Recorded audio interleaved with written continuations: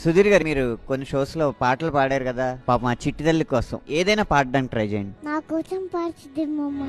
అలల కడలి తనదిలే, ఆ వర్షమే తనదిలే, ఈ వెన్నెల తనదిలే, నా చిట్టి ఎప్పుడు నాదే.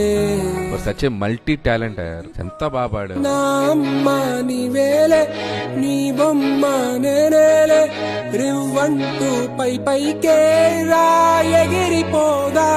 మేమందరం కూడా ఎమోషనల్ అయిపోయాం, నిజంగా అంత టచింగ్ గా ఉంది అసలు. నాతోటి మాట్లాడే విద్యాయన నీకు నేరుగా కుట్టవా, ఏం చిక్క నచ్చిన మిఠాయిలన్నీ తింటాగా నచ్చిన. సుధీర్ మామతో పాటు నువ్వు కూడా పాడి మమ్మల్ని అందరినీ ఏడిపించేసావు. అమ్మడివే గుమ్మడివే ఆయుష్ నూరేళ్ళు కన్నుల్లో ఉంచేస్తా ఉన్నంత దాకాను. నా అమ్మ నీవేలే, నీ బొమ్మ.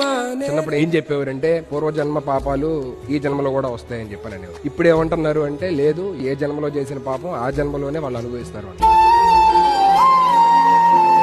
3.5 ఏళ్ల పాప ఏం చేసి ఉంటది అని చెప్పానని దేవుడు బేసికల్ ఎందుకు అలా చేశారు.